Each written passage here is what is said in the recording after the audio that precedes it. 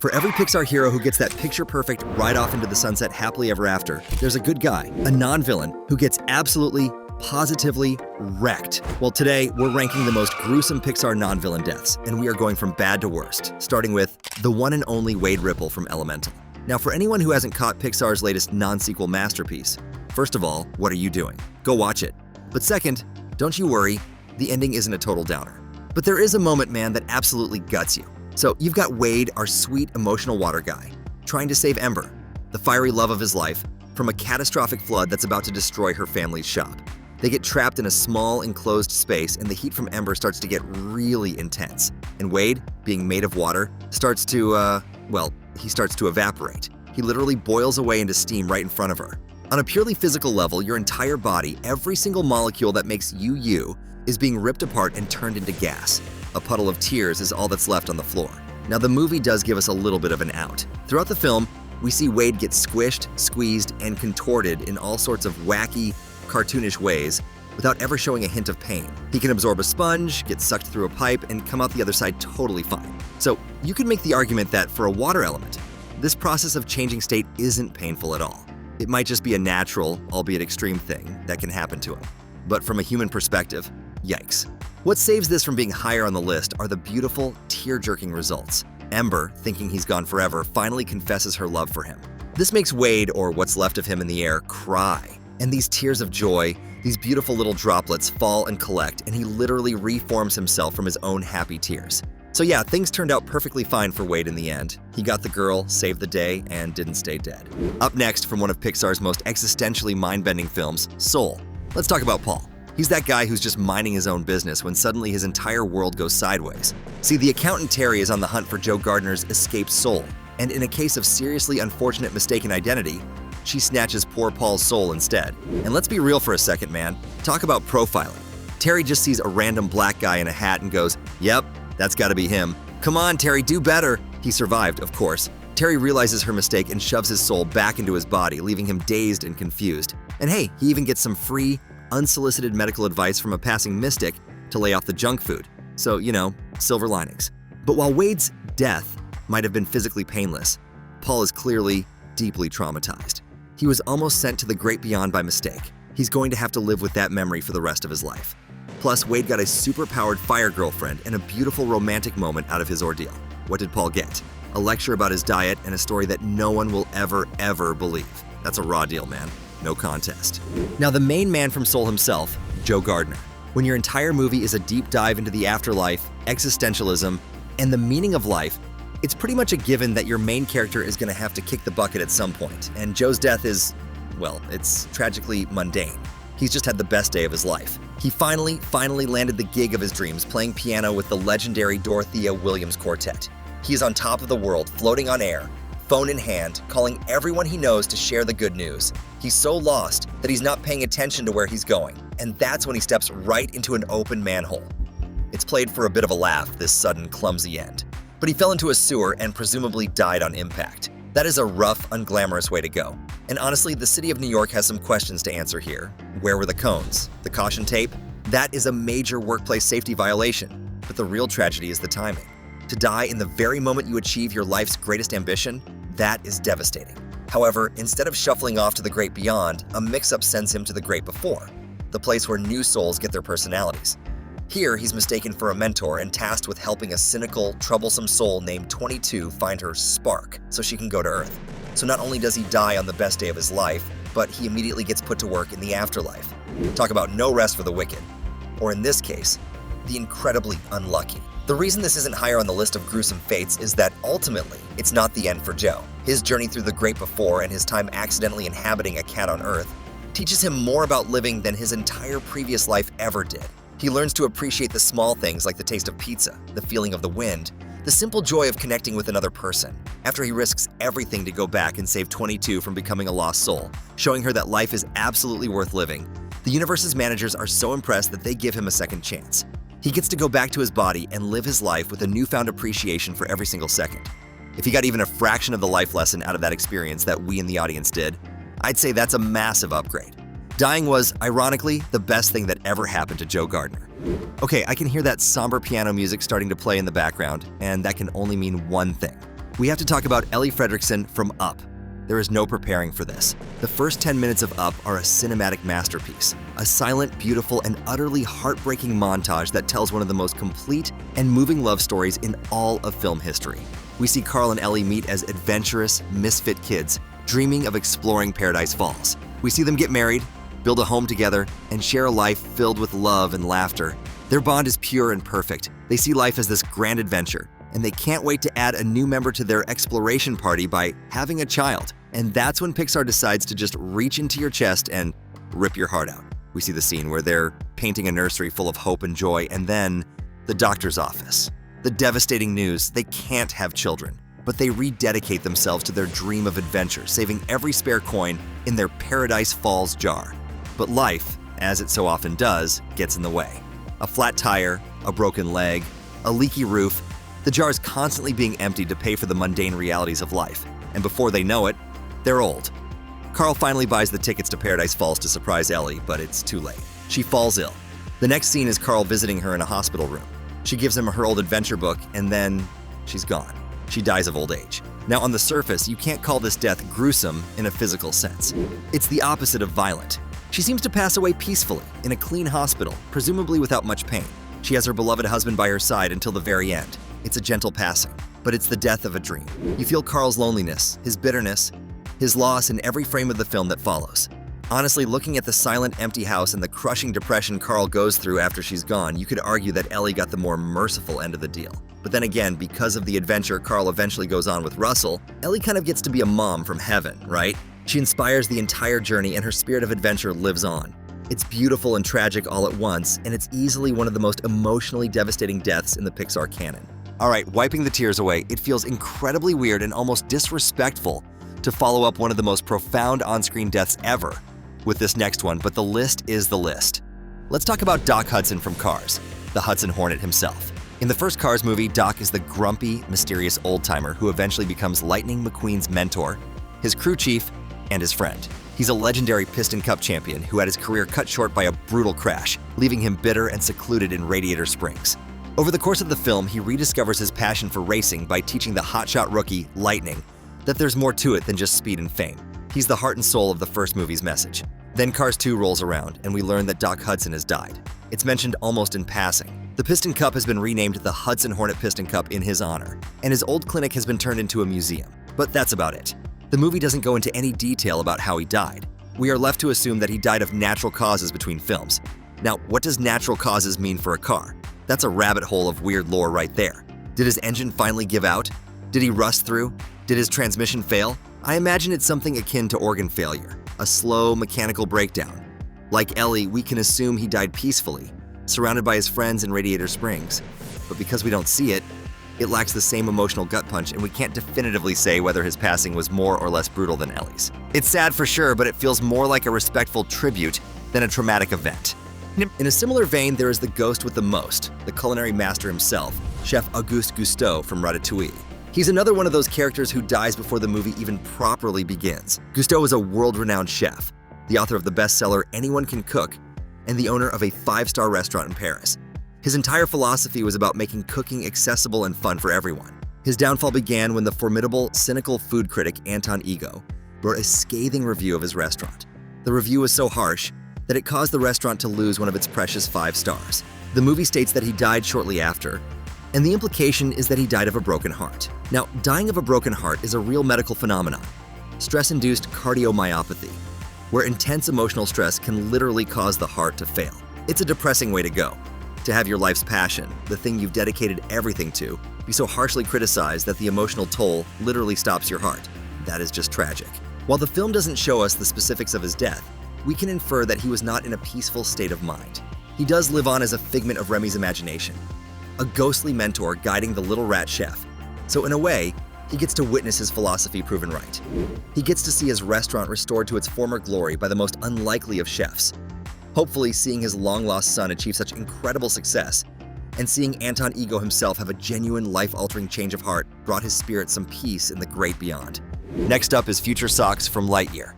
Okay, look, Lightyear might not be at the top of everyone's Pixar favorites list. It's one of the studio's more forgettable entries. But there is one moment that we will never, ever forget. It's the moment we felt rage towards Zurg for what he did to an alternate universe version of Socks. Socks, as we know, is Buzz's adorable, quirky, and incredibly helpful robotic cat companion. He's the best part of the movie, hands down.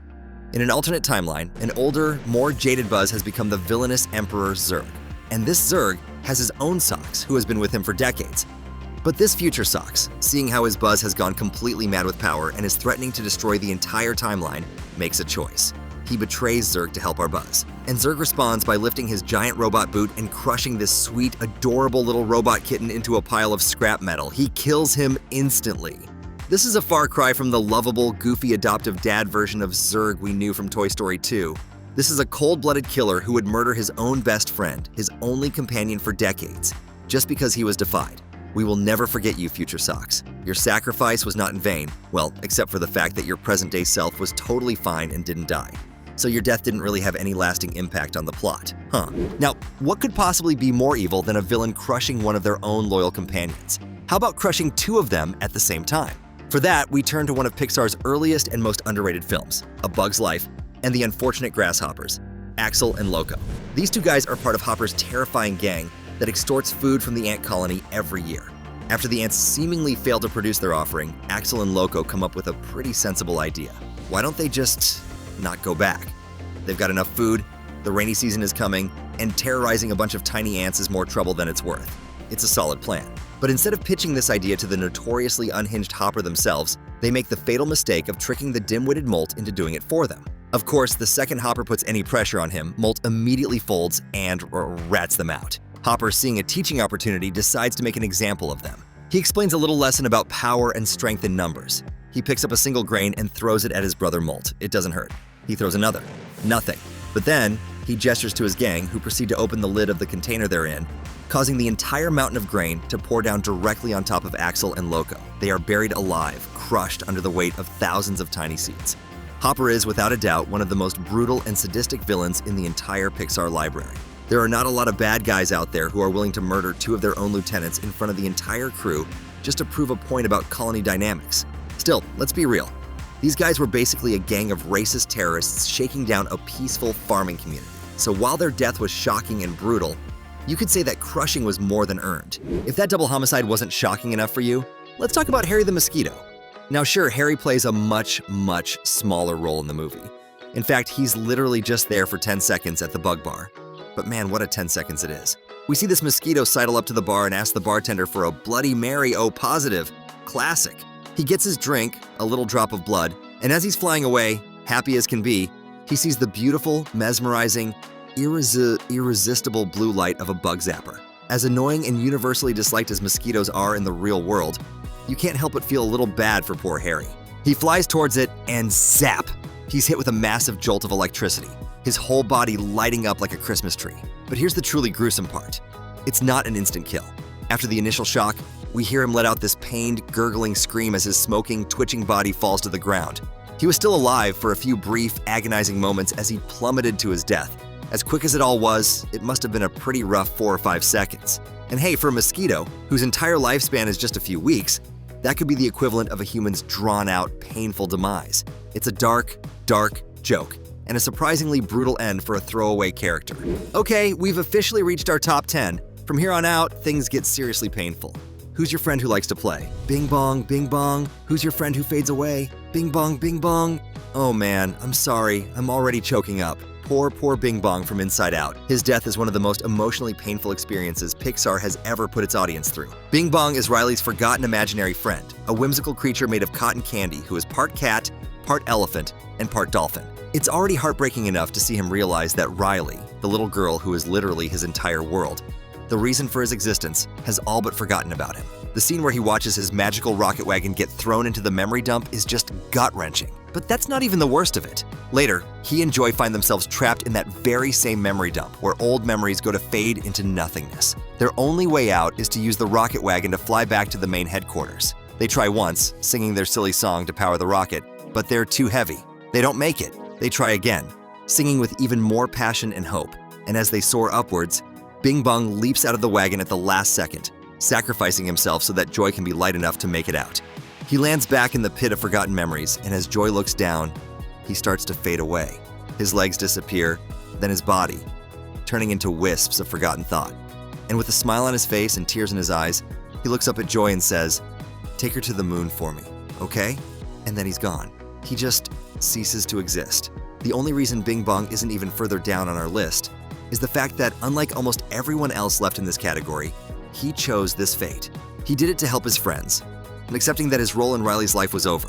If nothing else, he was able to fade away peacefully, knowing that he had people who cared about him right up until the very end. But the emotional devastation, unmatched. That's more than we can say for our next dearly departed soul, Chicharon from Coco. One of Hector's old buddies from their time in the land of the dead, Cheech, was a fellow musician who died of unknown causes in the living world. But if that big piece of tape holding his skull together is any indication, it probably wasn't a pleasant end. When we meet him, Cheech is in a bad way. He's cranky, isolated, and pretty unpopular with the other residents of the afterlife, which is why he mostly keeps to himself in a rundown shack, unless Hector feels like stopping by for a visit. Hector comes to him to borrow his prized guitar for Miguel, and Cheech agrees, but only on one condition. Hector has to play him his favorite song one last time. As Hector plays the beautiful melancholy song, we see Chicharon start to glow with a faint golden light, and then he starts to fade. He's experiencing the final death. The reason for this, we learn, is that the last person who remembered him in the living world, his wife, has finally forgotten him. In the Coco universe, death isn't the end. You get to live on in this vibrant, beautiful afterlife as long as anyone in the world of the living remembers you.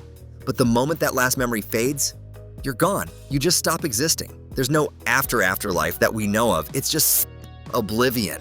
Chicharon's final moments were spent listening to a song, knowing it was the end, and simultaneously being hit with the devastating revelation that he was no longer loved or remembered by anyone. His entire existence was erased. That is a crushing, terrifying concept, far worse than a simple physical death. But that's not quite as crushing as the 1-2 punch that happened to Evelyn Deaver's parents from Incredibles 2.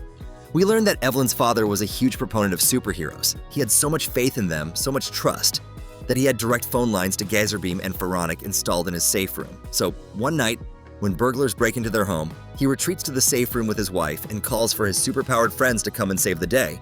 The problem? Superheroes had just been made illegal. Public opinion had turned against them, and they were all in hiding. They never answered the call. When the robbers eventually found him in his hiding spot, he was shot point blank and killed. His faith was his downfall. It's an awful, tragic end. But I don't think his wife had it any easier. She survived the initial break-in, but the movie tells us she died just a few months later, likely from a broken heart over the loss of her husband. The grief and trauma were just too much for her to bear. And to make this whole situation even more tragic, these two deaths are what twisted their daughter, Evelyn, into a cynical, tech-savvy supervillain, hell-bent on destroying the reputation of all supers for good. Okay, we've talked about plenty of crushing deaths today, both emotional and physical, but few compare to what happened to Leland Turbo from Cars 2. Yes, Cars 2 is making another appearance, and that's because it's secretly one of the darkest, most violent Pixar movies ever made. The bad guys in this film, the Lemons, are not messing around. They are straight-up murderers, and they commit no shortage of atrocious acts, but one of the worst happens right at the beginning of the movie. Leland Turbo is a British secret agent, a colleague of Finn McMissile. He sends a distressed message to Finn before he's captured by the Lemons. Finn finds the message, but he's too late to save his friend. He finds what's left of Leland in a grimy industrial section of an oil rig. The Lemons captured him and crushed him into a perfect compact cube of scrap metal. His corpse has been mangled into something Wall-E would stack in a tower. Even for a super spy like Finn McMissile, who has seen it all, this is clearly one of the most horrific things he's ever witnessed. And even so, it's not the most brutal death in the film. That truly horrifying honor goes to the Alanol victims. The central plot of Cars 2 revolves around a new alternative fuel called Alanol, which is being promoted by its creator, Sir Miles Axelrod. The whole world is celebrating this new green energy at the World Grand Prix, but it's all a sham. Alanol is secretly designed to be incredibly dangerous. When hit with a concentrated electromagnetic pulse from a hidden weapon, it explodes violently. And the Lemons, who want to discredit alternative energy to keep the world reliant on oil, use this weapon to devastating effect during the races. The result is absolute chaos and carnage. We watch as multiple racers, beloved international celebrities, just spontaneously explode in the middle of a race. It is shocking and horrifying. Not only does this lead to these racers dying in fiery, violent explosions, but it terrifies and traumatizes the thousands of innocent cars in the audience. If it still sounds a little too silly to take seriously because they're cars, just try to picture the real-world equivalent. Imagine you're at the Olympics watching the 100-meter dash, and suddenly one of the world's most famous runners just spontaneously combusts. The audience would be rightly horrified by the fact that a beloved celebrity just died a gruesome death and possibly took out some of the people sitting next to them. Yeah, Cars 2 is a weird, dark, and surprisingly violent movie. But now for our top 5. We have saved the most horrific, the most shocking, and the most utterly brutal deaths in the history of Pixar. Coming in at number 5, we have Henry from The Good Dinosaur. This movie is often overlooked, but Henry's death is genuinely shocking and terrifying, especially for something that happens so early in the film. Henry is Arlo's dad, a strong, kind, and patient Apatosaurus who is trying to teach his fearful son, Arlo, how to overcome his anxieties and make his mark on the world. After Arlo fails to properly guard the family's food silo, allowing a small human critter to steal their corn, Henry decides to take Arlo on what we'll call a father-son hunting trip. Their pursuit leads them into a ravine just as a massive, sudden storm rolls in. A flash flood erupts, and the ravine begins to fill with a raging torrent of water. Henry, seeing his son is about to drown, manages to push him to safety on a higher ledge. But in that one heroic moment, he is swept away by the massive, violent wall of water. The last thing Arlo sees is his father's terrified eyes before he's consumed by the storm. The man died to protect his son, and that is about the most noble and heroic death a character could possibly have. But drowning is consistently ranked as one of the worst possible ways to die. The panic, the burning in your lungs, the feeling of water filling your body. Now, this is just speculation, but Henry is a massive dinosaur. As such, he's probably got gigantic lungs that would take much longer to fill with water than a human's. This means his agonizing, terrifying death was likely prolonged. It is easily one of the most physically painful and emotionally shocking deaths in Pixar's history. But if you want to talk about deaths that are just as emotionally painful as they are tragic, Hector from Coco is one of the first names that comes to mind.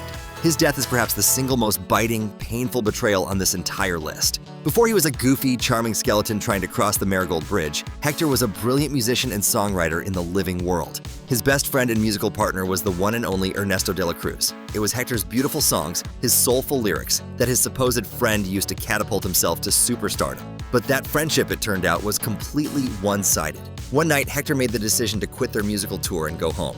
He missed his wife Imelda and his young daughter Coco more than he cared about fame and fortune. He made the absolutely horrible business decision to put his family before his career, and old Ernie took that personally. He couldn't let his ticket to the big time just walk away. So, on the night Hector was supposed to leave, Ernesto proposed a final toast that was laced with poison. Hector died a slow, painful death in a back alley, alone, while his best friend stole his songbook, passed the music off as his own, and went on to become the most famous musician in the history of Mexico. To make matters infinitely worse, Ernesto then fabricated the story that Hector had abandoned his family, poisoning his memory in his own hometown. Hector had to spend decades in the land of the dead watching the man who murdered him be beloved and remembered by millions, while he himself was slowly being forgotten, his name cursed by his own family. He was robbed of his life, his music, his legacy, and most painfully of all, his relationship with his daughter. The only thing keeping this from being even higher on the list is that it's probably not the most physically excruciating death we'll discuss. For our top 3, we have to talk about a group of victims who suffered under the hand of a kid who isn't even a full-on villain. But to these poor souls, he was a monster. Let's talk about Sid's toys from Toy Story. To the sentient toys of the world, there are few humans more monstrous, more terrifying than Sid Phillips. Sid isn't evil in the way a supervillain is. He's just a creative, curious, and deeply disturbed kid who doesn't know that his playthings are alive. And his idea of play is toy terrorism. The list of his victims is long and horrifying. There's the combat Carl that Buzz sees get blown up with an M80 for the sheer fun of it. There are his sister Hannah's numerous dolls, which he routinely decapitates and subjects to twisted experiments. These are the lucky ones who got to die instantly. The truly gruesome fate was reserved for the others. Plenty of toys were ripped apart, their limbs and heads and torsos combined with parts from other toys, turning them into these horrific, Frankenstein-esque amalgamations of their former selves. The pterodactyl head on the baby doll body, the legs of a spider on a fishing pole. These are the creations of a budding serial killer. Even if you don't technically count this as death, imagine being a living, thinking being and having your body torn apart and grotesquely reassembled into some kind of freakish monster. The second spot goes to Syndrome's super murder victims from The Incredibles. Syndrome had quite possibly the most terrifying and diabolical villain plan in Pixar history. Driven by a bitter, obsessive grudge against Mr. Incredible for rejecting him as a sidekick years earlier, he formulated a plan with a chillingly simple conviction. When everyone's super, then no one will be. His plan was to murder every last superhero on the planet by luring them one by one to an isolated island to be killed by his ever-improving series of gigantic killer robots, the Omnidroids. He preyed on the Supers' greatest weakness, their desire to be heroes again. After being outlawed and forced into hiding for years, these incredible men and women were desperate for a chance to use their powers for good. Syndrome offered them that chance, giving them secret missions that were, in reality, traps. They were lured to Nomadison Island with the promise of more hero work, only to find themselves fighting for their lives against a machine specifically designed to analyze and counter their powers before killing them. We see the Kronos database, a wall of faces, all former Supers, all listed as terminated, dozens of them wiped out over the years. One case stands out as particularly horrific though, Gazerbeam. We learn through Edna Mode that he was one of the Supers who attended Mr. Incredible and Elastigirl's wedding. He was a friend. He too was lured to the island, but unlike many of the others, his death wasn't quick. Mr. Incredible finds his skeletal remains deep inside a cave. Gazerbeam had been trapped by an Omnidroid, and with his last ounce of strength, he used his laser vision to carve the word Kronos into the cave wall as a warning. He then starved to death, alone, in the dark. That is an outright horrific way to go. But if you ask me, even starving to death in a cave is absolutely nothing compared to the death that earns our first place. The most gruesome non-villain death in Pixar history is, without a doubt, the deaths of Coral and 399 out of 400 of her unborn children from Finding Nemo. Finding Nemo is a classic. It's a beautiful, heartfelt movie about a father's epic journey across the ocean to rescue his only son.